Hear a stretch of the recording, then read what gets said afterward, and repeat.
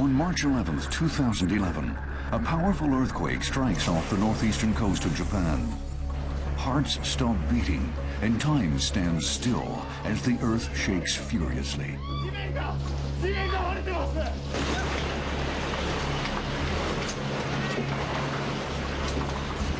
The energy released by the trembler rips open the ground.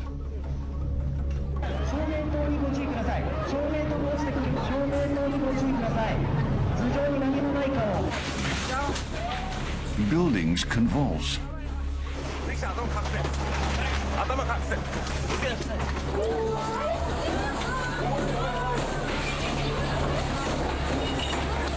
The quake measures a magnitude 9, the fourth strongest ever recorded in history. Over the last 20 years, major earthquakes elsewhere in the world have taken their toll on human lives and infrastructure, reducing buildings to piles of rubble. But in the city of Sendai, with a population of 1 million living relatively close to the epicenter of the March 2011 earthquake, buildings suffered little damage. Not a single one collapsed. Further south in Tokyo, skyscrapers swayed but did not fail. Their structures resisted the violent quake. But this wasn't out of pure luck. It was the result of decades of technological innovation. Engineers are now moving one step beyond ensuring the structural integrity of buildings during earthquakes. Their objective is to minimize the damage that can occur inside a swaying structure. With advances in technology, one day soon, the buildings themselves will no longer shake. This technology already proved its worth. These giant dampers help protect a hospital close to the earthquake's epicenter.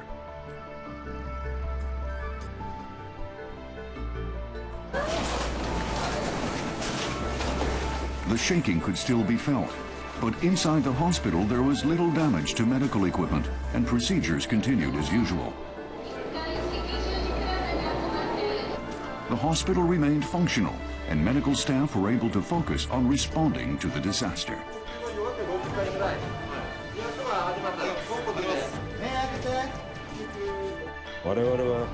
We were able to take in every single patient who arrived at the hospital. This was possible only because the hospital didn't suffer any damage. The building's resistance was a huge factor. Japanese engineers are taking anti-seismic technology to new heights, making the buildings we work and live in stronger, more comfortable, and above all, safer.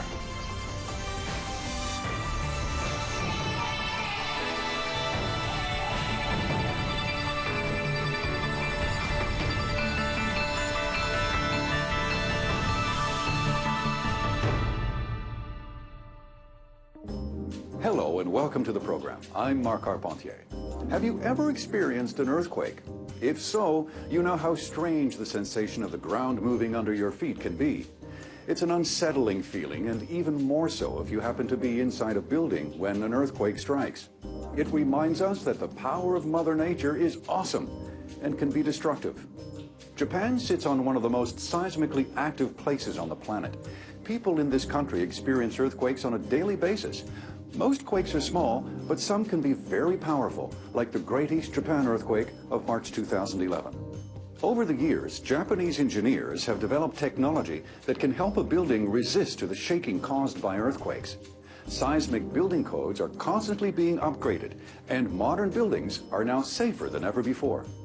On this edition of JTech, we'll look at how technologies have changed over the last century and explore some of the most advanced anti-seismic applications developed by Kajima Corporation, one of Japan's largest construction companies.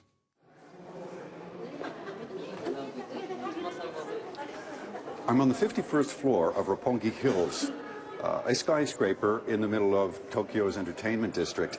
And during the earthquake, on March 11, 2011, most of the skyscrapers in Tokyo did sway, but we're told that this building didn't sway as much because of the anti-seismic technology that has been built in to this structure. And we're here to find out how that works.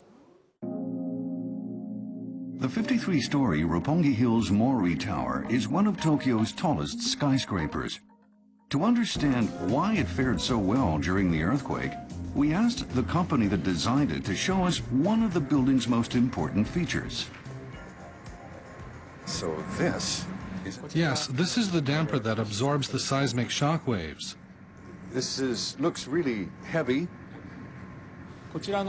The damper is connected to the beams on the ceiling via a V-shaped steel frame. It's an integral part of the building structure. In what way do they actually interact with the structure of the building? Let me show you on a scale model. The lower part here is the floor. When an earthquake strikes, the structure sways like this. The damper acts like a giant shock absorber, counteracting the building's rocking motion. The energy from the shock waves is transmitted through the V-shaped steel beams to a piston inside the damper. The damper's chamber is filled with oil. The piston compresses the oil, converting the kinetic energy of the swaying building into heat. This damper is capable of resisting 200 tons of pressure.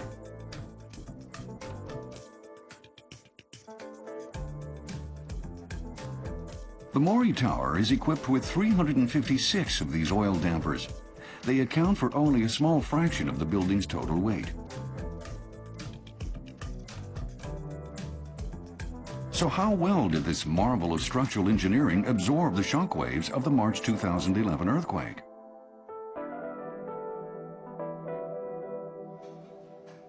This restaurant is located on the 50th floor. When the earthquake struck, about 20 patrons were enjoying a late lunch here. Tables were set, and piles of plates and countless glasses were stacked on top of the counters. There are many things here that could... Kaneda-san, you were actually working at this restaurant at the time of the Great East Japan earthquake. Can you explain to us what happened when the earthquake struck? まず最初は横に揺れまして、あとはぐるーっと回るような状況でした。ほぼテーブルの上のものは動きませんでしたので、はい、被害もほぼございませんでした。Oh, look at these. そうですね。このように一番心配されたグラスの並び物があるんですけれども、こういったものも被害は全くございませんでした。Unbelievable. ありがとうございます。What would have happened if the building had no dampers? This computer simulation offers some clues. The tower on the left shows the motion of the building as it was recorded during the earthquake. The one on the right simulates the same motion but without the dampers. The shock-absorbing structure was able to reduce the amplitude of the oscillation by as much as 50%.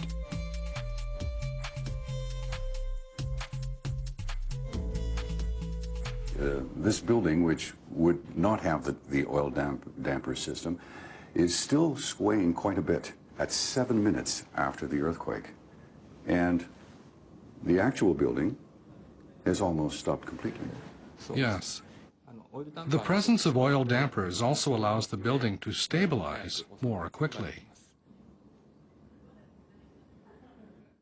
When it comes to earthquake protection, Japan's building codes are among the strictest in the world. It's little wonder when you consider that earthquakes are a daily threat. The country lies at the junction of 4 tectonic plates. More than 10 quakes are registered on average every day. 20% of all major quakes of magnitude 6 or higher that occur on the planet happen in Japan. Japan sits at the junction of 4 tectonic plates. Stress builds up along the subduction zones where a plate moves under another.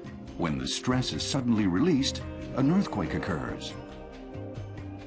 Earthquakes are so frequent, they have their place in popular culture and mythology. There's an ancient tale that describes how earthquakes are caused by a giant catfish whose back is the Japanese archipelago. Every time the catfish wriggles, the country shakes. And there's the saying, what we fear the most are earthquakes, fire, lightning, and old men. Why old men, I don't know, but the fact that earthquakes are at the top of the list is very telling of how scary they can be.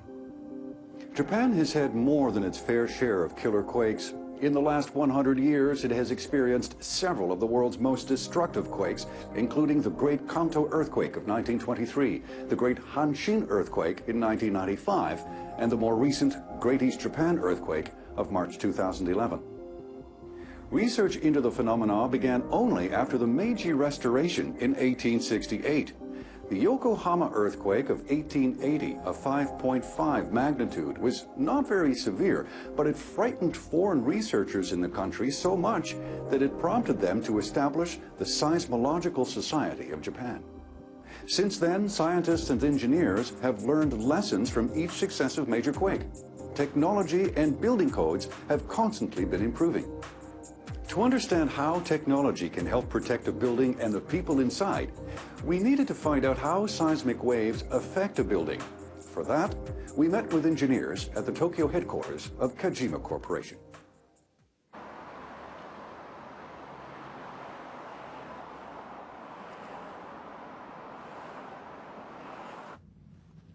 This computer-controlled mobile platform replicates the swaying motion of a building during an earthquake. I'll be experiencing two types of quakes based on data from major temblors that hit Japan in the last 20 years. The first one is the magnitude 9 earthquake of March 2011, as it was felt in the city of Ishinomaki, about 150 kilometers from the epicenter.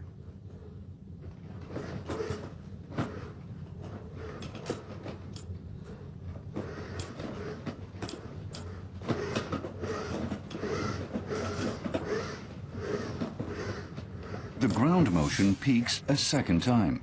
Very unpredictable. Now it's getting a little more violent now. A little bit difficult to stay sitting on this chair. Next, I'll be experiencing the shaking of the magnitude 6.9 earthquake that devastated Kobe in 1995. The city sat right on the epicenter.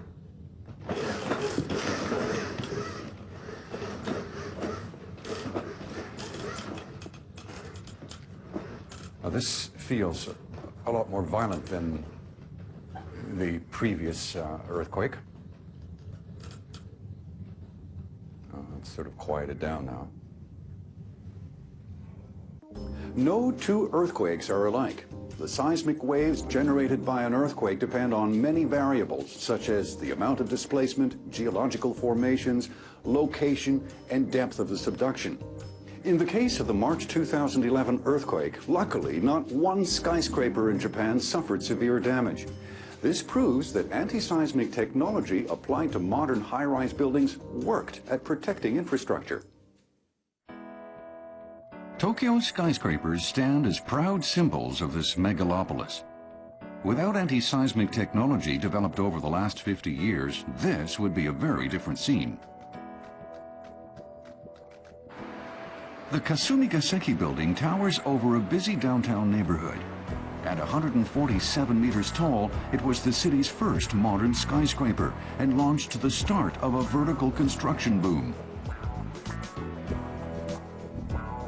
Tokyo's skyline was a lot different in the 1960s, before the construction of the Kasumigaseki building.